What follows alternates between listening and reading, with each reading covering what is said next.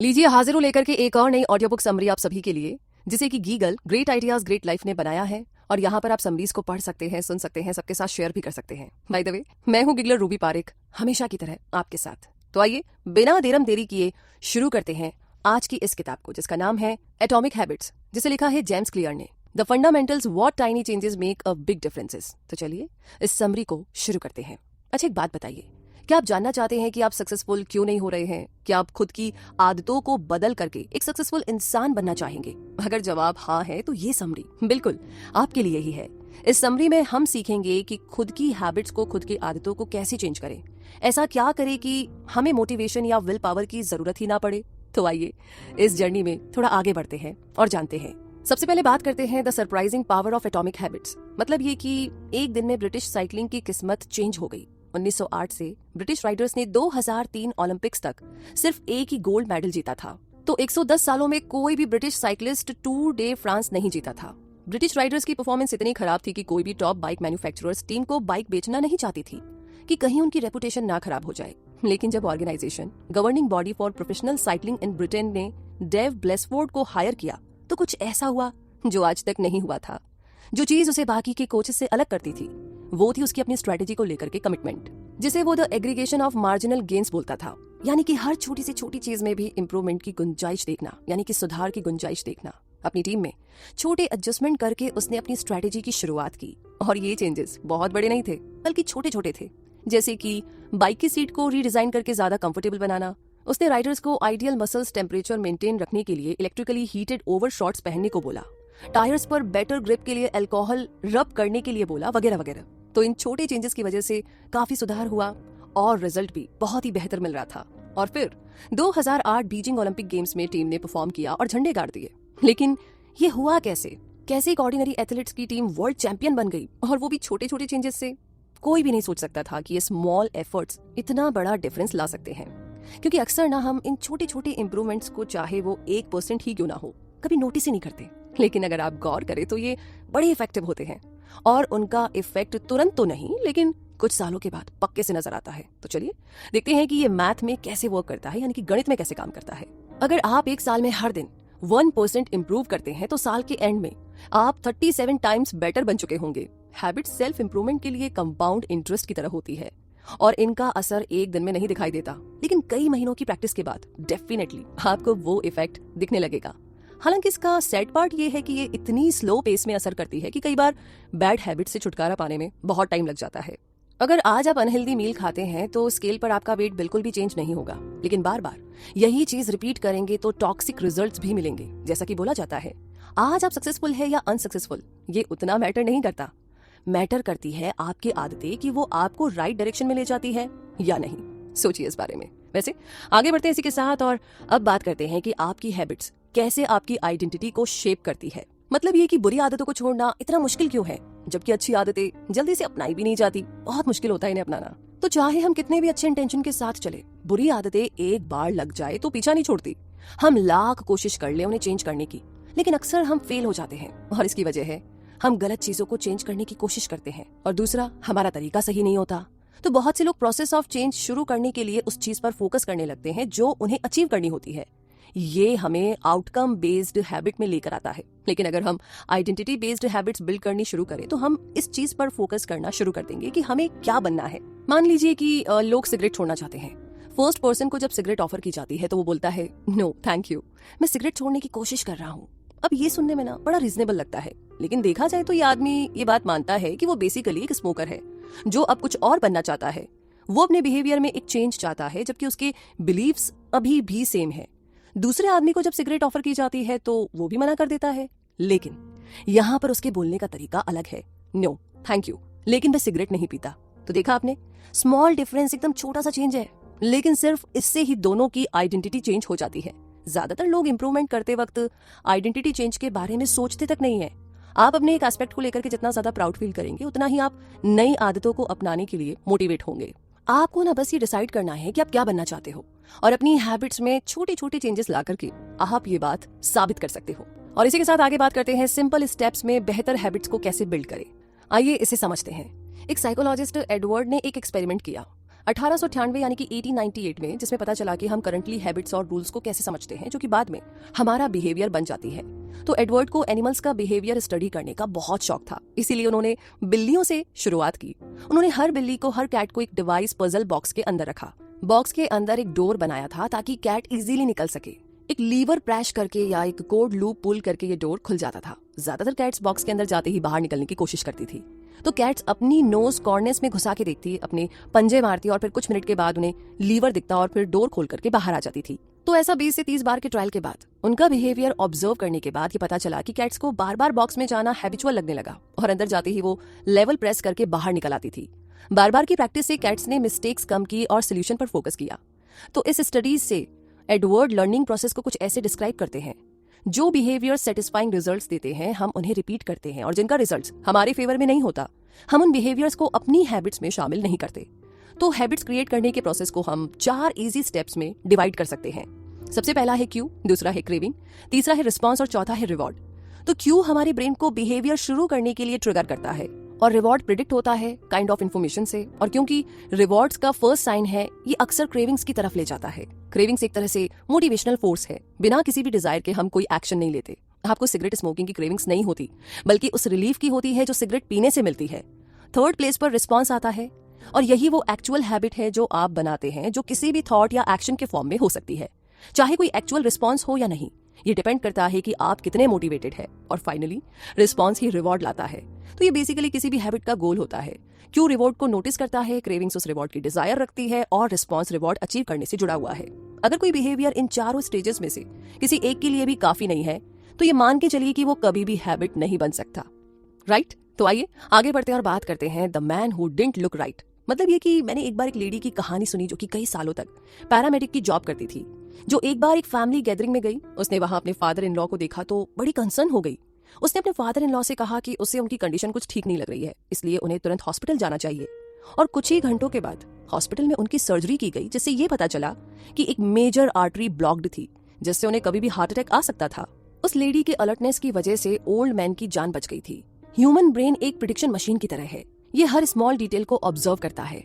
ये हर time observe करता है कि आपके आसपास क्या चल रहा है, जो काम आपकी हैबिट में शामिल है। जैसे कि एक पैरामेडिक एक हार्ट अटैक पेशेंट का फेस देख करके ही समझ जाता है कि अटैक आने वाला है, उसी तरीके से आपका ब्रेन भी नोटिस करने लगता है कि क्या चीज आपके लिए इंपॉर्टेंट है। और जितनी आपकी प्रैक्टिस बढ़ेगी, आप खुद ही उन क्यूज को नोटिस करना शुरू कर देंगे जो सर्टेन रिजल्ट्स को प्रिडिक्ट करती है। वो क्यूज जो हमारी हैबिट्स को इतना कॉमन बना देते हैं कि हमें नजर भी नहीं आते।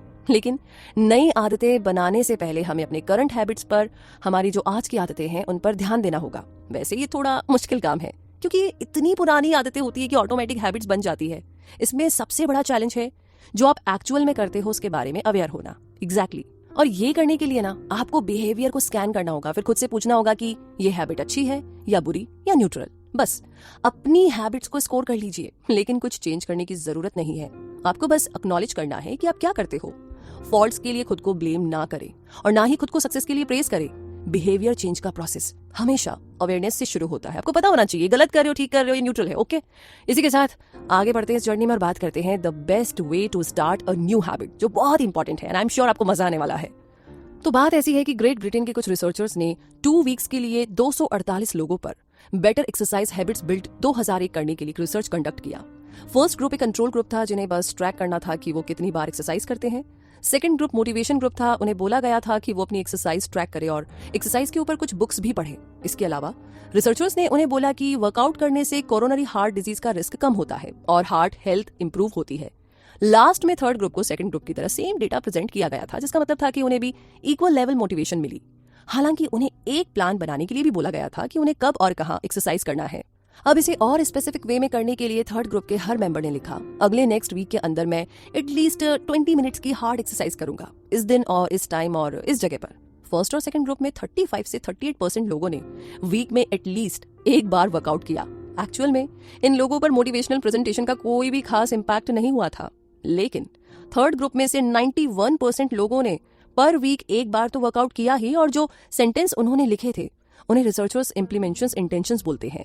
एक प्लान जो आप पहले से बनाकर रखते हो कि आप कब और कहां एक्शन लोगे। तो कई रिसर्चर्स ने साबित किया है कि इम्प्लीमेंशन इंटेंशंस हमें अपने गोल से कनेक्टेड रहने में हेल्प करते हैं।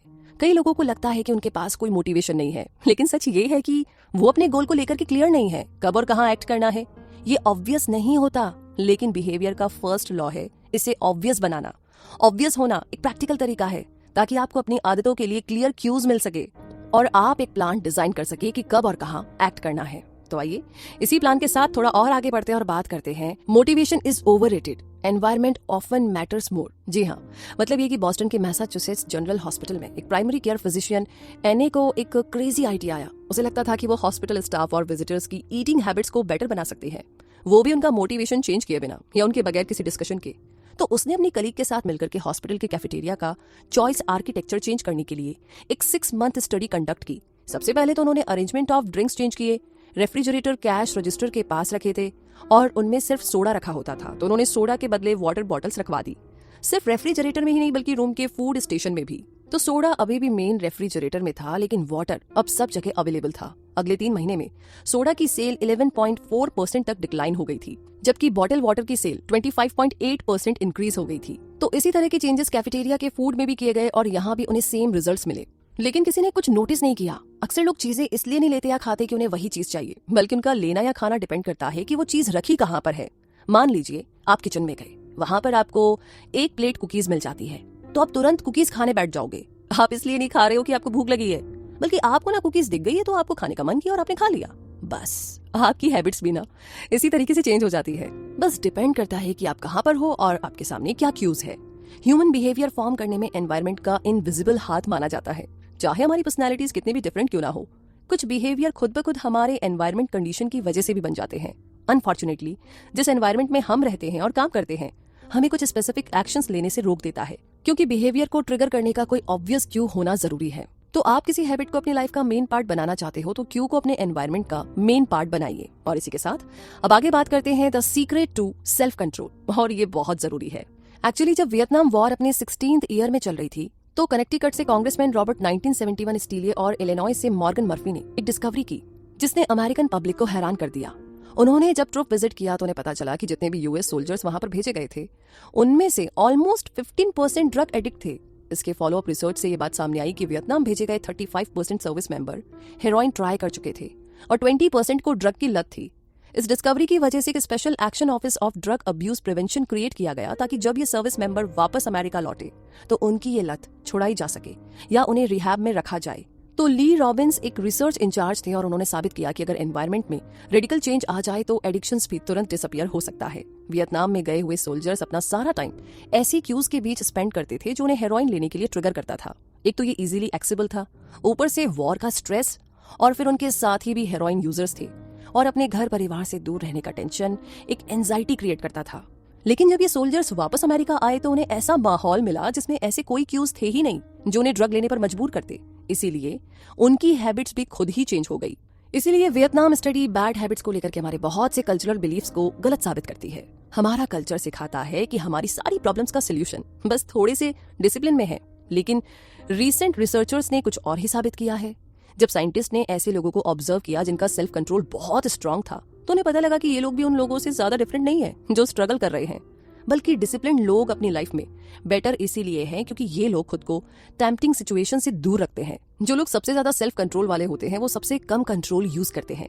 अगर आपको हर बार कंट्रोल करने की जरूरत ना पड़े तो सेल्फ कंट्रोल प्रैक्टिस करना ज्यादा इजी होता है। दूसरे शब्दों में बोलूं तो हमारा सेल्फ कंट्रोल हमारी बुरी आदतें दूर नहीं करता है।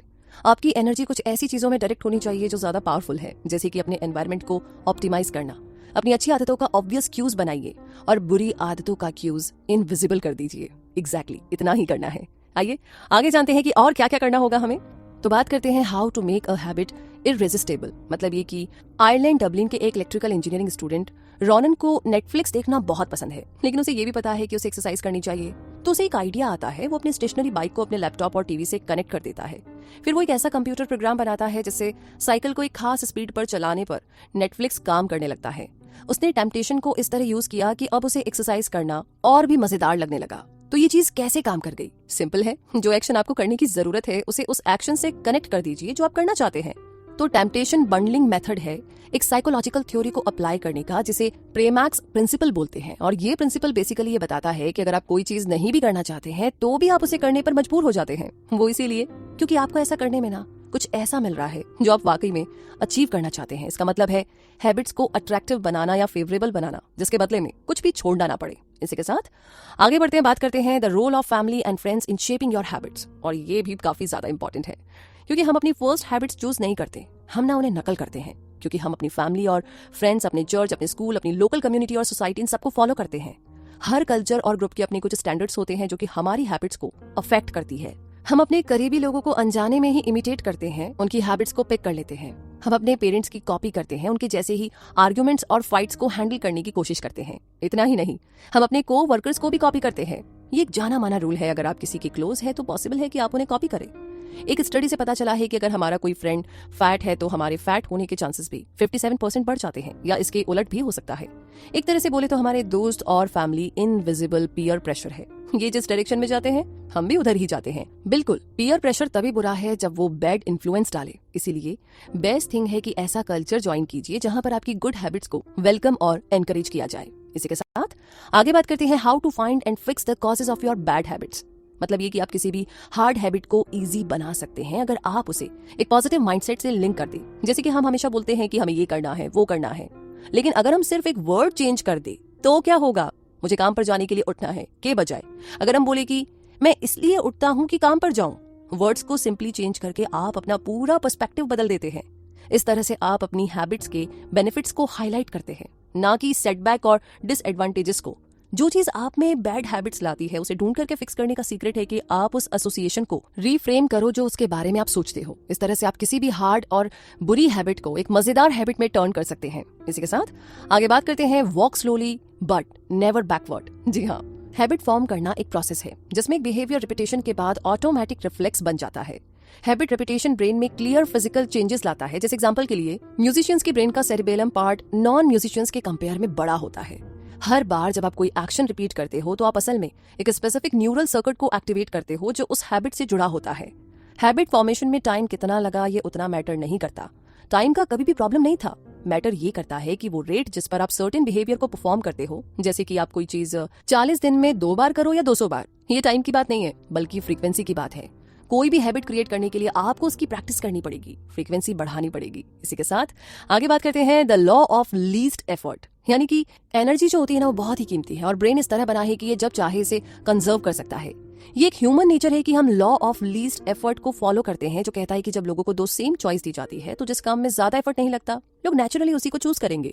हर एक्शन में एक सर्टेन अमाउंट ऑफ एनर्जी लगती है और जितनी ज्यादा एनर्जी की डिमांड होगी उतना ही कम हम उसे करना चाहेंगे। कुछ सेंस में देखें तो हर हैबिट सिर्फ एक ऑब्स्टिकल है उस चीज के बीच में जो आप चाहते हैं। डाइट एक ऑब्स्टिकल है फिट होने के लिए, मेडिटेशन एक ऑब्स्टिकल है मन की शांति के लिए। आप एक्चुअल में हैबिट से प्यार नहीं करते बल्कि उस आउटकम से करते हैं जो ये डिलीवर करता है। लेकिन अगर हम सब इतने लेजी है तो कैसे कुछ लोग मुश्किल गोल्स भी अचीव कर लेते हैं? सवाल तो ये है, और इसका सोल्यूशन, इसका जवाब है कि एक ऐसा एनवायरनमेंट क्रिएट कीजिए जहां राइट चीजें करना हमेशा इजी हो। इस तरीके से आप फ्रिक्शन ऑफ ऑब्स्टिकल को रिड्यूस कर पाएंगे। जैसे कि मील डिलीवरी सर्विस ग्रोसरी शॉपिंग का फ्रिक्शन डिक्रीज करती है, जैसे डेटिंग एप्स की वजह से सोशल इंट्रोडक्शन करने का फ्रिक्शन कम हो गया है। इसी तरीके से और भी बहुत सारी चीजें। बेहतर हैबिट्स क्रिएट करने के स्ट्रगल में ऐसे तरीके एक्सप्लोर कीजिए जो गुड हैबिट से जुड़े हुए फ्रिक्शन को कम करे और हमारी बैड हैबिट से कनेक्टेड फ्रिक्शन इंक्रीज करे। तो इसी के साथ आगे बात करते हैं अब how to stop procrastinating by using the 2 minute rule. ये बड़ा इंटरेस्टिंग है कि ये कैसे काम करेगा, आइए जानते हैं। अगर आप कुछ बहुत बड़ा शुरू करना चाहते हैं और बिग स्टेप्स लेकर के आपको ये इजी भी लगता है तो भी आपको बेबी स्टेप से शुरू करना चाहिए, क्योंकि हम सब बहुत जल्दी बहुत ज्यादा करने की कोशिश करते हैं क्योंकि हम चेंज को लेकर के इतने एक्साइटेड जो रहते हैं। लेकिन एक टेंडेंसी आपको ऐसा करने से रोकती है और वो है 2 मिनट रूल, जो कहती है कि जब आप कोई नई आदत, नई हैबिट शुरू करते हैं तो इसे करने में ना 2 मिनट से कम टाइम लगना चाहिए। आप देखेंगे कि ऑलमोस्ट हर हैबिट 2 मिनट में ही लर्न की जा सकती है। जैसे कि रोज रात को सोने से पहले कोई बुक पढ़ने वाली हैबिट बन जाती है, रोज रात 1 पेज पढ़ के सोना, 30 मिनट योगा करो, ये हैबिट्स बन जाती है। तो पॉइंट ये है कि किसी पर्टिकुलर हैबिट को अपनाने के लिए इजी वे में शुरू कीजिए। आप चाहे 1 मिनट मेडिटेट करो, 1 पेज पढ़ो, एक कपड़ा तह लगाओ, कुछ भी करो, लेकिन शुरू तो करो। जो चीज राइट लगे उसे करना एक पावरफुल स्ट्रेटेजी है। लोगों को लगता है कि डेली किताब का 1 पेज पढ़ना बहुत बड़ा काम है, लेकिन पॉइंट ये नहीं है कि आप कितना पढ़ते हो या कितना करते हो, बल्कि ये है कि आप एटलीस्ट कर तो रहे हो। और जब आप करना शुरू करोगे तो फर्स्ट 2 मिनट्स आपके लार्जर रूटीन का एक रिचुअल बन जाएंगे। एक्चुअली ये एक आइडियल तरीका है किसी भी डिफिकल्ट स्किल में एक्सपर्ट बनने के लिए। अगर एक बार हैबिट बन जाए तो ऐसा भी पॉइंट आएगा कि आप वो एक्शन एकदम परफेक्ट वे में रूटीनली करने लगोगे। आप इस 2 मिनट रूल को हैबिट शेपिंग टेक्निक से मिक्स कर सकते हैं, जिससे कि आपकी हैबिट आपको अपना अल्टीमेट गोल दिला सके। क्योंकि कोई भी हैबिट एस्टैब्लिश करने के बाद इसे इंटरमीडिएट स्टेप्स तक ले जाए और प्रोसेस को तब तक रिपीट कीजिए जब तक कि आप इसमें एक्सपर्ट नहीं बन जाते। उसके बाद ही अगले लेवल तक जाइए, फिर आप देखेंगे कि जो हैबिट आप बिल्ड कभी करना चाहते थे वो आ जाती है। राइट, एकदम 2 मिनट वाले रूल से। तो आइए आगे बात करते हैं how to make good habits inevitable and bad habits impossible. मतलब ये कि समर की बात है, विक्टर ह्यूगो एक फ्रेंच राइटर थे और एक इम्पॉसिबल डेडलाइन से परेशान थे। उसने 12 महीने पहले अपने पब्लिशर को एक नई किताब लिखने का प्रॉमिस किया था, लेकिन लिख नहीं पाया था। इसके बदले उसने दूसरे प्रोजेक्ट्स पर काम शुरू कर दिया था और अपना प्रॉमिस डिले करता रहा। ह्यूगो का पब्लिशर फ्रस्ट्रेट हो गया, इसलिए उसने 6 मंथ्स के अंदर की एक डेडलाइन सेट कर दी। ह्यूगो को बोला गया कि उसे फरवरी 1831 तक बुक को कंप्लीट करनी है और 1830 की डेडलाइन ऑलरेडी दी थी।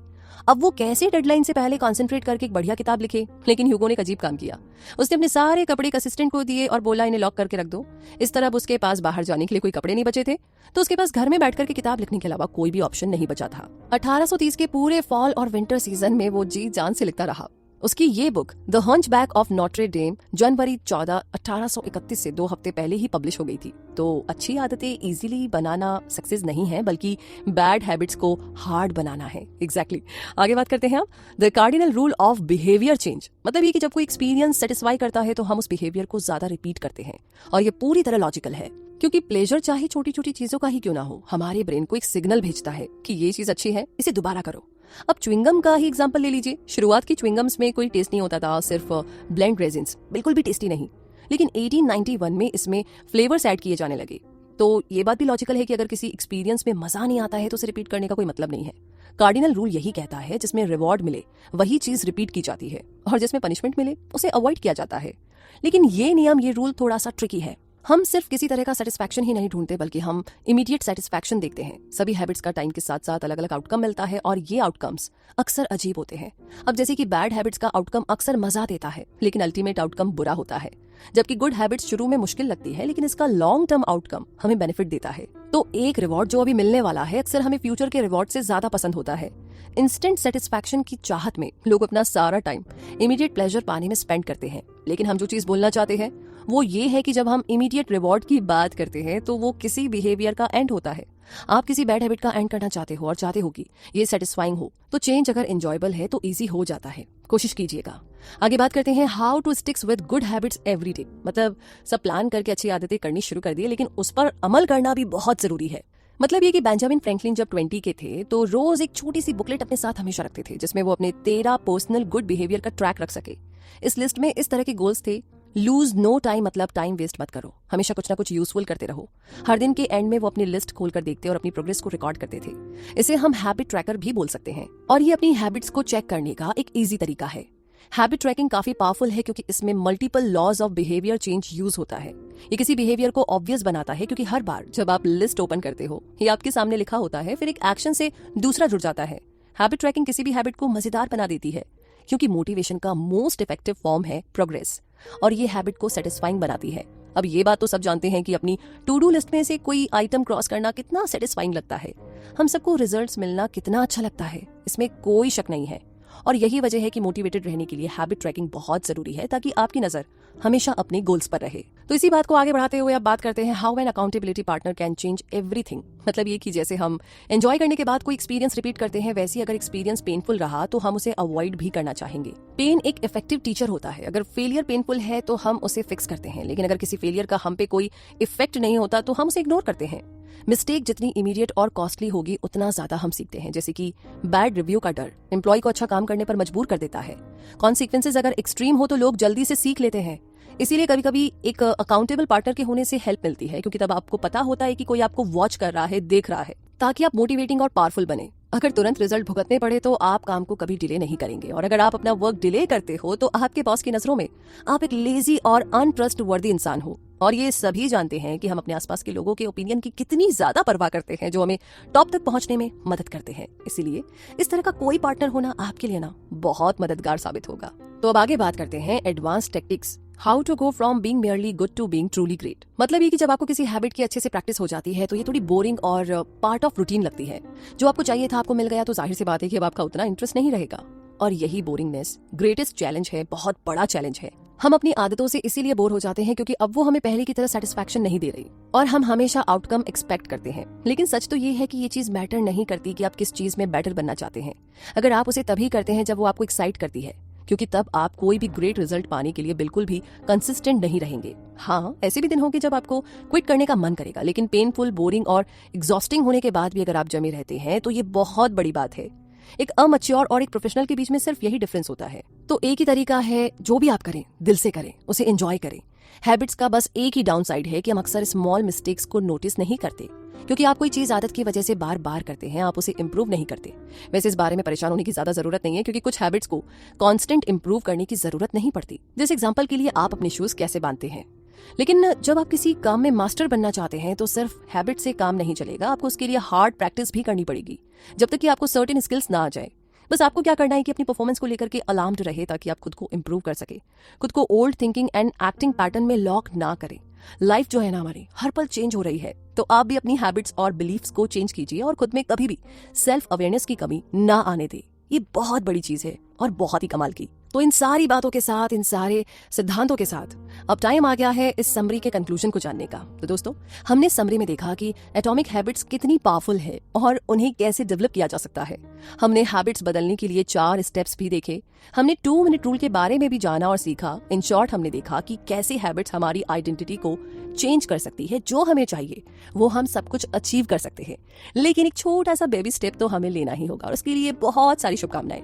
तो बताइए समरी आपको कैसी लगी कमेंट बॉक्स में लिख करके, और साथ ही साथ आगे किस किताब के बारे में आप जानना चाहते हैं।